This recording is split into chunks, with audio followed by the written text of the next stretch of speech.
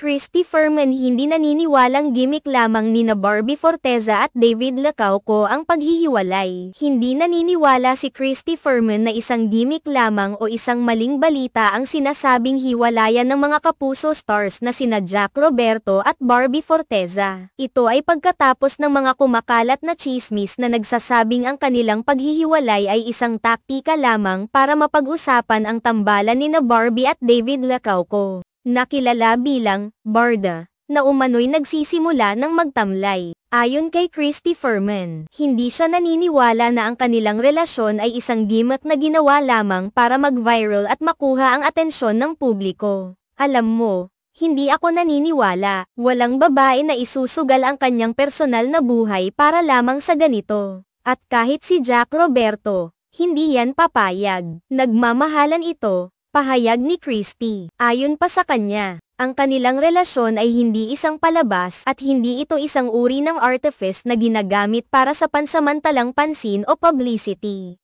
Ipinahayag pa ni Christy na hindi katulad ng mga haka-haka, hindi papayag si Jack na magsagawa ng anumang uri ng pekeng paghihiwalay. Ayon kay Christy, makikiusap sila sa network na huwag. O sige, si-simple na lang po kami habang gino-groom nyo yung Barda. Pero hindi maghihiwalay, hindi jijimik. Ganun yun. Ipinakita niya na naniniwala siya na tunay ang kanilang pagmamahalan at hindi ito nilalaro o ginagamit para lamang magka-interes ang publiko. Kung may mga issue man sa kanilang relasyon, itinuturing ni Christy na ito ay isang personal na bagay na hindi dapat gawing palabas para lamang makuha ang atensyon.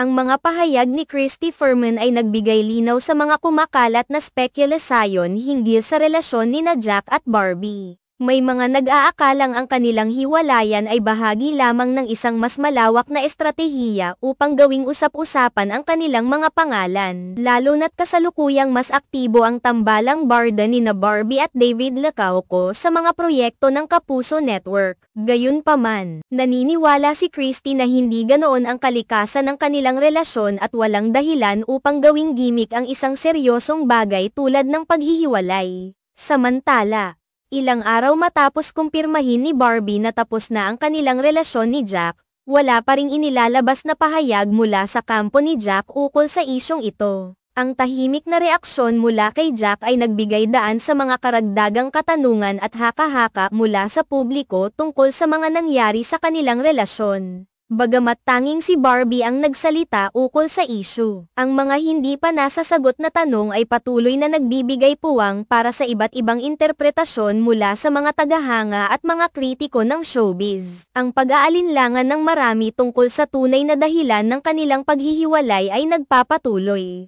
Sa kabila ng mga haka-haka, mahalaga pa rin na bigyan ng espasyo ang bawat isa na magdesisyon at harapin ang kanilang mga personal na isyu nang hindi binabaliwala ang kanilang kalayaan at dignidad.